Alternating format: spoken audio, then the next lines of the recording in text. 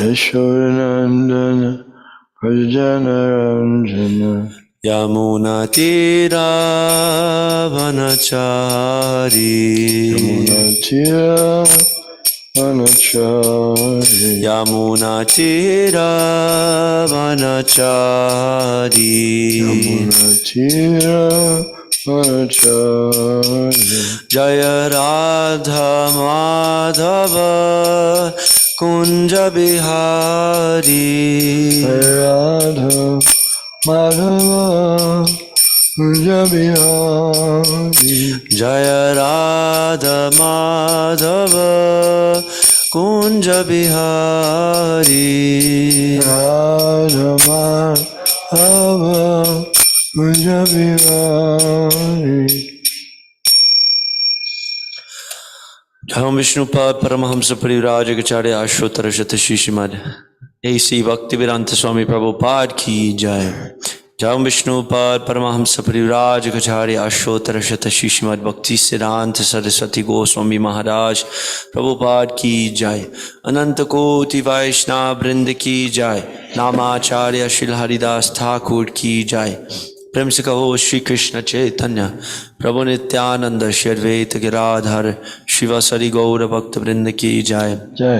श्री श्री राधा कृष्ण गोप गोपीनाथ श्यामकुंद राधा कुंद गिरि गोवर्धन की जय वृंदावन धाम की जय नवद्वीप धाम की जय मथुरा धाम की जय जगन्नाथपुरी धाम की जय भक्ति देवी की जय तुलसी देवी की जय यमुना माई की जय Gangamai ki jai, Samaveta Bhakta Vrinda ki jai. All glories to the Samo devotees. All glories to the Samo devotees. All glories to the Samo devotees. All glories to Sri Guru and Gauranga. Om Vishnu Pada Krishna Krishna Vatale Shrimad Vishnu Krishna Vatale Shrimad Bhaktivedanta Swami Nityananda Namaste Saraswati Nirvishesha Shinvari Pachata Dashita. Om Namo Bhagavate Vasudevaya. Om Namo Bhagavate Vasudevaya. Om Namo Bhagavate Vasudevaya. Om Namo Bhagavate Vasudevaya. Om Namo Bhagavate Vasudevaya. Namo Bhagavate Vasudevaya. Reading from Canto 1, Chapter 19, The Appearance of Shukadev Goswami. Text number 19.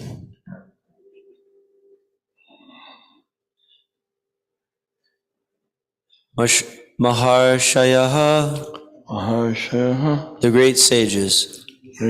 Vai, as a matter of course. Oh, sorry about that. We're doing the word for word. Sorry about that. Samubhagataha,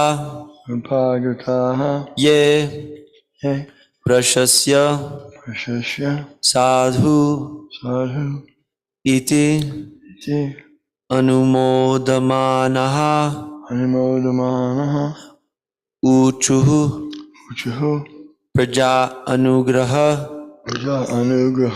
shilasaraha, yat uttama shloka, guna abhirupam,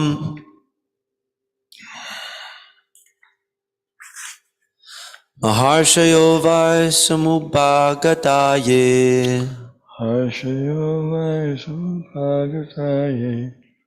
prashasya sad vityanumodhamanaha, uchu prajanugraha shilasara,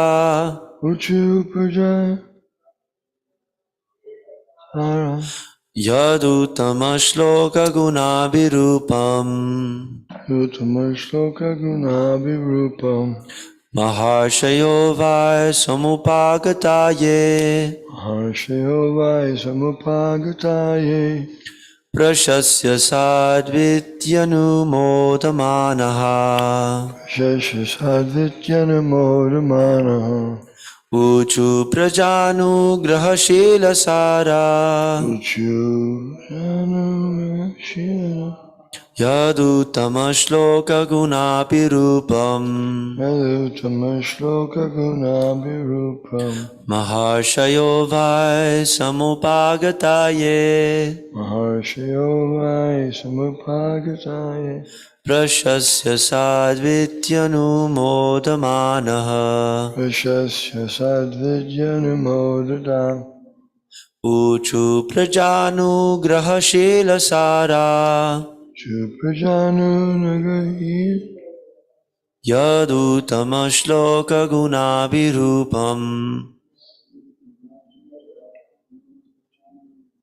Maharshayo Vai Samupagataye Harshayo vai samupagataye Prashasya Sadvidyanumodamanaha Prashasya sadvityanumodamanaha Uchu Prajanu Grahaya Shila Sara Uchu prajanugrahashila sara Yaduttamashloka Gunabhirupam Yadutamashloka gunabhirupam Maharshayo vai samupagataye Maharshayo vai samupagataye Prashasya sadvityanumodamanaha Prashasya sadvityanumodamanaha Uchu prajanugrahashila sara Uchu prajanugrahashila sara Yadutamashloka gunabhirupam Yadutamashloka gunabhirupam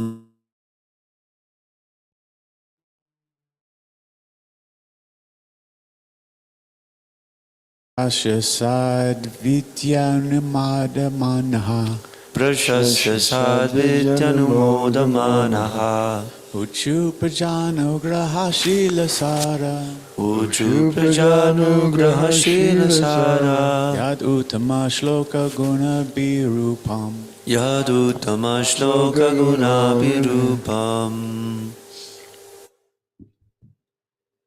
Maharshayo vai samupagataye Maharshayo vai samupagataye Prashyasya sad vidyamuno mudomana Prashasya sadvitanumodamanaha Uchu prajanugraha shila sara Uchu prajanugrahashila sara Yadutamashloka gunabhirupam Yadutamashloka gunabhirupam Maharshayo vai samupagataye Vai Samupagataye Prashasya sadvidyanumodamanaha Prashasya Sadvidyanumodamanaha Uchu prajanugraha shila sara Uchu Prajanu Grahashila Sara Yadutamashloka gunabhirupam Yudhamashoka Gunanaram Maharshayo vai samupagataye Prasasya sadivityanumodamanaha Uchu prajanugrahashila sara Yadutamashloka gunabhirupam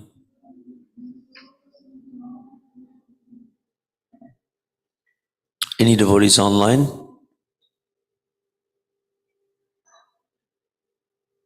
Okay. Maharshayaha, the great sages. Vai, as a matter of course. Samupagataha, assembled there. Ye, those who. Prashasya, by praising. Sadhu, quite all right. Iti, thus. Anumodamanaha, all approving. Uchuhu, said. praja anugraha, by doing good to the living being. Shila saraha, qualitatively powerful. Yat, because. Uttama shloka, one who is praised by selected poems. Guna abhirupam, as beautiful as godly qualities. Translation. All the great sages who were assembled there also praised the decision of Maharaj Parikshit, and they expressed their approval by saying, "Very good." Naturally, the sages are inclined to do good to common men, for they have all the qualitative powers of the Supreme Lord. Therefore, they were very much pleased to see Maharaj Parikshit, a devotee of the Lord, and they spoke as follows. Purport. The natural beauty of a living being is enhanced by rising up to the platform of devotional service. Maharaj Parikshit was absorbed in attachment for Lord Krishna. Seeing this, the great sages assembled there were very pleased, and they expressed their approval by saying, "Very good." Such sages are naturally inclined to do good to the common man, and when they see a personality like Maharaj Parikshit advance in devotional service, their pleasure knows no bounds, and they offer all blessings in their power. The devotional service of the Lord is so auspicious that all demigods and sages up to the Lord himself became pleased with the auspicious matters, with the devotee, and therefore the devotee finds everything auspicious. All inauspicious matters are removed from the path of a progressive devotee. Meeting all the great sages at the time of death was certainly auspicious for Maharaj Parikshit, and thus he was blessed by the so-called curse of a Brahmana's boy. Maharshayo vai samupagataye prashasya sadvityanumodamanaha uchu prajanugraha shilasara yad uttama shloka gunabhirupam. Translation. All the great sages who were assembled there also praised the decision of Maharaj Parikshit, and they expressed their approval by saying, "Very good." Naturally, the sages are inclined to do good to common men, for they have all the qualitative powers of the Supreme Lord. Therefore, they were very much pleased to see Maharaj Parikshit, a devotee of the Lord, and they spoke as follows. So Prabhupada is mentioning that these sages, they are pleased when persons make spiritual advancement and take to the process of devotional service. When someone takes up the mission that he's been given by the Lord and his representatives, enthusiastically tries to execute the task, however difficult it may be, it may even seem like a curse. Prabhupada says so-called curse, because it actually turned out to be a great blessing for him. All the sages were there.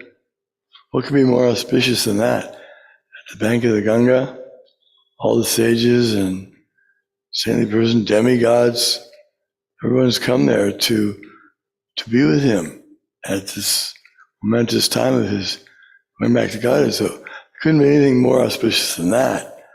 But it didn't seem that way in the beginning when he was first cursed. It seemed like he was thinking,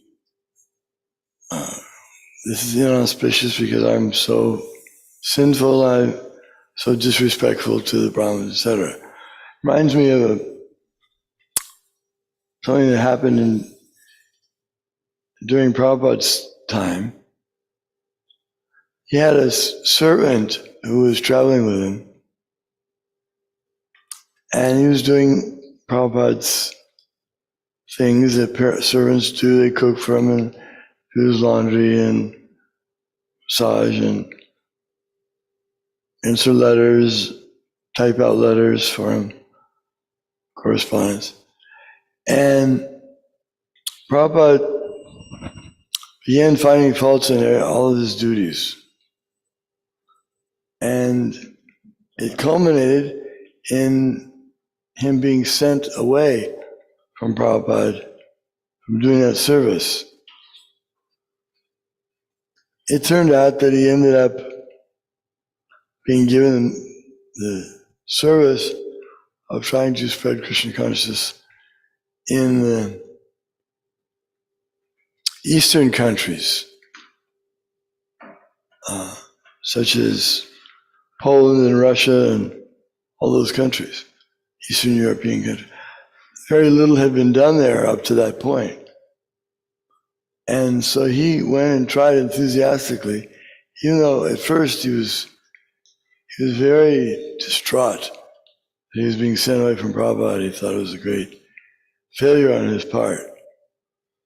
And after some years, few years, this devotee had organized tremendous book publishing and distribution and preaching in these countries. Prabhupada was overwhelmingly pleased. And when he brought in so many books in different languages, Prabhupada said, "You didn't understand why I sent you away. You thought it was a punishment. But I thought, well, this boy is sitting here typing, he can do so much more than this." So, and it was a very emotional situation because the devotee, he admitted he thought it was a failure on his part. And he had no hope of doing anything, never dreamed of doing anything so pleasing to Srila Prabhupada. But there's an example. It became the most auspicious thing for him. That so-called curse of Prabhupada sending him away saying, "You can't do anything right. Just go out somewhere else and preach." That so-called chastisement or criticism turned out to be such a blessing for him. And Prabhupada, he gave the example of that verse. Yudhishthira Maharaj was asked, why is it that the devotees of Lord Shiva are opulent, whereas the devotees of Lord Vishnu, they seem to be not very opulent? And so the answer was that Krishna, seeing that a devotee of Vishnu wants to serve him, but still he has some particular desire to acquire some wealth or something at the same time or before, he takes it all away so that the devotee has nothing but the Lord to take shelter of. And Prabhupada said that happened to him. He was on track to be one of the richest men in India. He said he had a good opportunity as the sole agent for a big chemical firm, and he had all experience. But something happened, and all his hopeful advancement in that particular field there were some intrigues by other members of the company, and different things happened. So he was forced to take up the approach of some of his godbrothers, take sannyas with nothing and just preach with nothing. His idea was, I'll make millions of dollars and then I'll use that for preaching. Some people have that idea. That was his idea. But it didn't happen that way. He lost everything. But then he just completely went to Vrindavan and completely surrendered to Krishna and the order of the spiritual master, and the rest is history.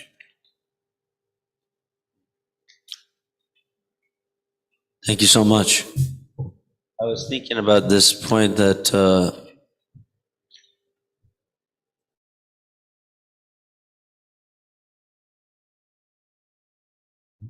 through that process, he wasn't carrying any of the material burdens of responsibility. And then because of that, he could carry the weight of, so many persons that he wanted to elevate to Krishna consciousness. And he'd take personal responsibility for so many individuals. And he had to be weightless he had to be unencumbered for him to do that. As he did and as he's doing now. Of course, we know that, those were some Prabhupada Leelamrita. So, Maharaj Parikshit has amazing opportunity here, and we're very much fortunate that we have the opportunity to be a part of this wonderful telling of the Srimad Bhagavatam. It's nice to know too that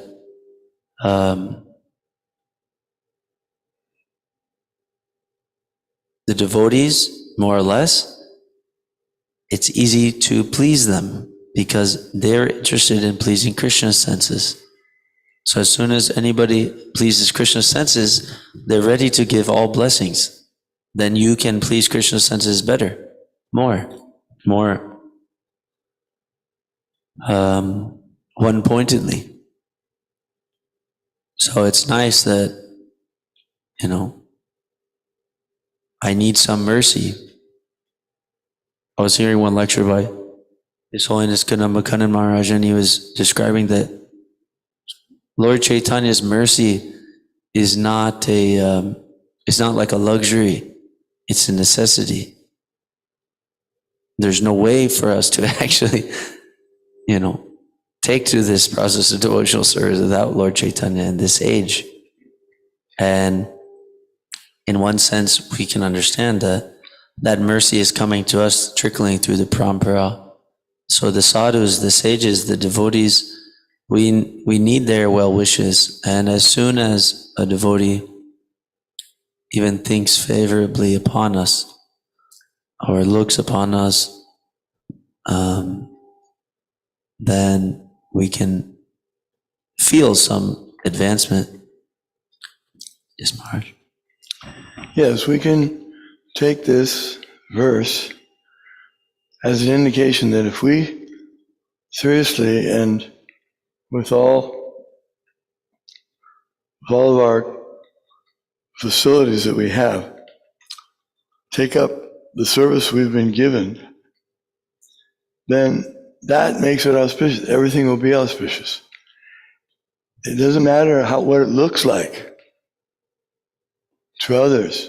Others may think this, oh, he could have had such a good future. He could have done this, he could have done that. But actually,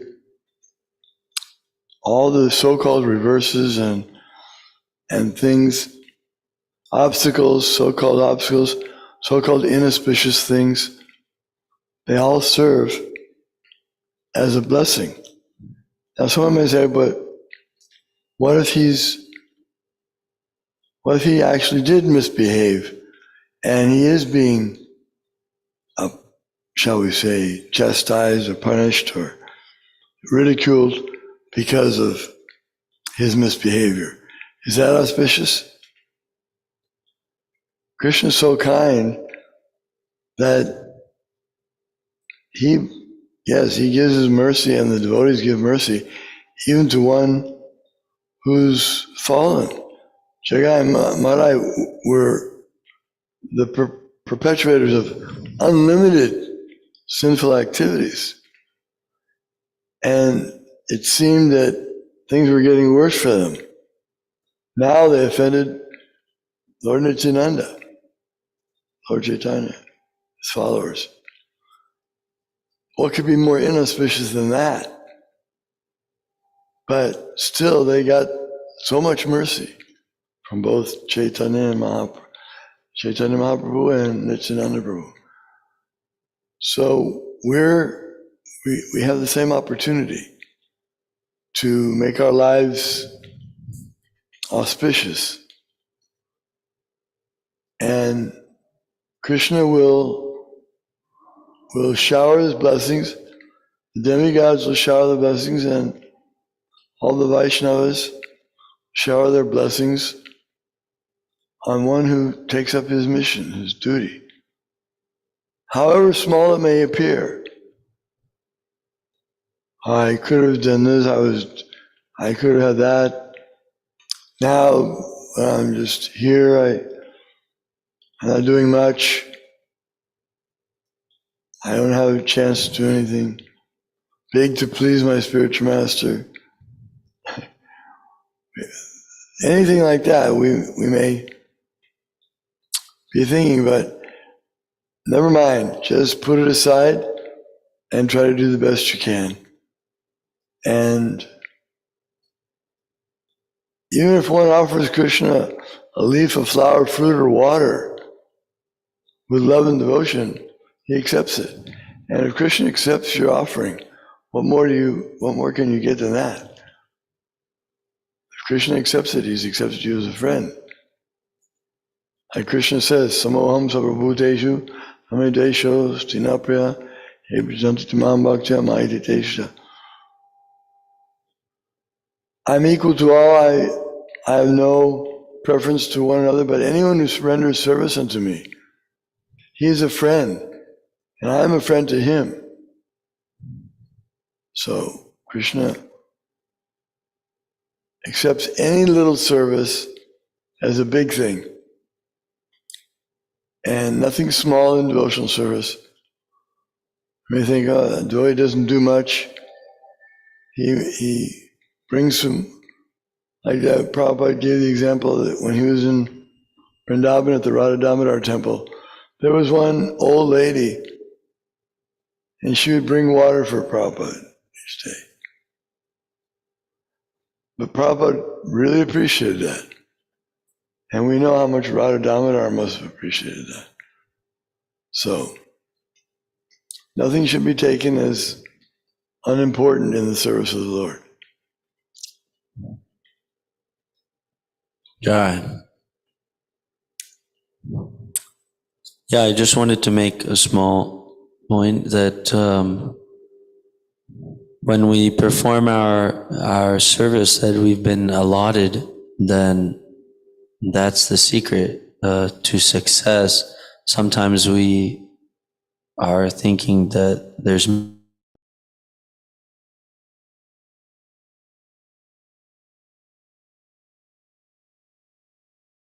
work to be done, and sometimes we feel that pressure. And in one sense, that's nice, but that feeling of obligation or that pressure to help, that should be directed just what we've been given. This is my lane. This is how I make the big vision happen. This is how I actually more or less assist Srila Prabhupada and the Acharyas in doing the big picture. And it's nice because it helps us remember that I'm not some big preacher, I'm just instrumental to the previous Acharyas. So they asked me to do this. They want to deliver the world millions of times more than I do. Unlimitedly times. I only want to do such things because of their blessings. They gave me the idea. So they want to do it so much more than me. And for me, they see this service in fulfilling that mission of Lord Chaitanya. So then we can be satisfied because we trust. Their intelligence is millions of times more than mine. I can't see how to make it happen like they can. So that was a small point. Dr. Fred? Hare Krishna Prabhu, please accept my humble obeisances. So I'm wondering what the needful is in Krishna consciousness when it comes to service, and what a lot, like, if one doesn't feel too much pressure, or they find some sort of enjoyment in doing a little bit extra, like say there's an hour cleaning period, but they clean a little longer than that. At that point, when they go longer, is that not Krishna consciousness? And is the mindset or the consciousness that should be had is not I'm cleaning this for myself, but practically speaking for the devotees, or I hope that Krishna likes how I'm cleaning these things. And So the desire to please Krishna is what we're after. We have some little drop of that because we've heard from the persons who have that desire and they understand properly. And what's so wonderful is that if you clean here, it is pleasing to Krishna. And why is it pleasing to Krishna? Because it's pleasing to the spiritual master. Krishna likes things clean because he's very clean. He's the purest. So it's very nice to clean. And the spiritual master, he always likes to engage the devotees in cleaning the temple. So it's always a win. Now, on a day-to-day basis, you should just check in with your immediate authorities and see how they want you to be engaged. So they may say, it's up to you. You do that, that's very nice. But as soon as they see that it's not favorable for you, they may say, Prabhu, I see you're a little strung out. You're doing a lot of practical services. Maybe you can switch gears and do like that. Maybe you can do like this. Then we say, then we're ready to adjust like that. 1.2 is that in the beginning stages, practically we always do something with some personal motivation. But this is the process of devotional service, that's becoming eradicated by connecting our activities to Krishna. So we want to clean, we like to clean, it feels good to the body, to the mind, etc. When we clean Krishna's things, then we become pure. Devotional service should make us happy. If we're trying our best, and we will be happy doing it. As far as doing it, let's say one gets some service and he does more than he was asked, yeah, that's a good point.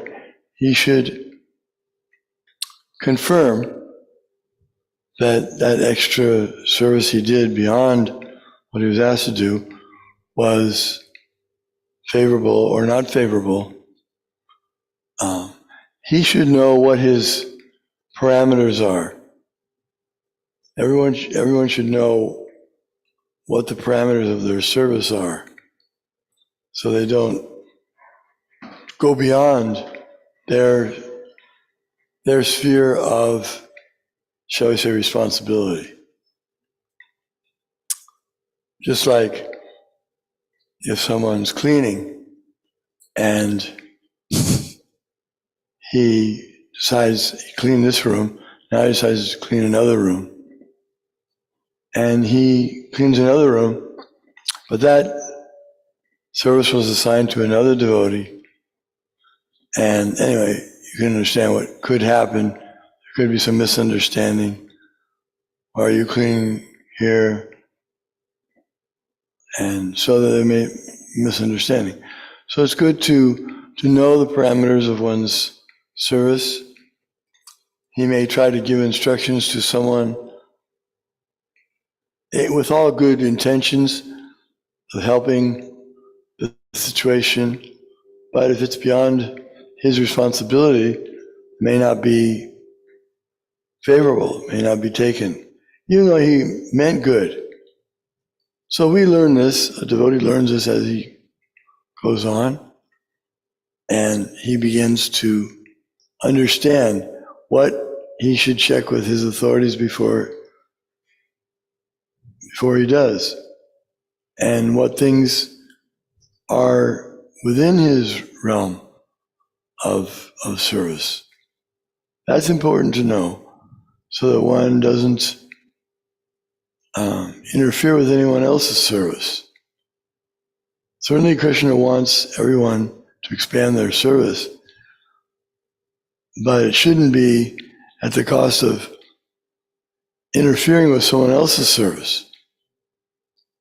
Our service should be an enhancing of their service, not in competition with it.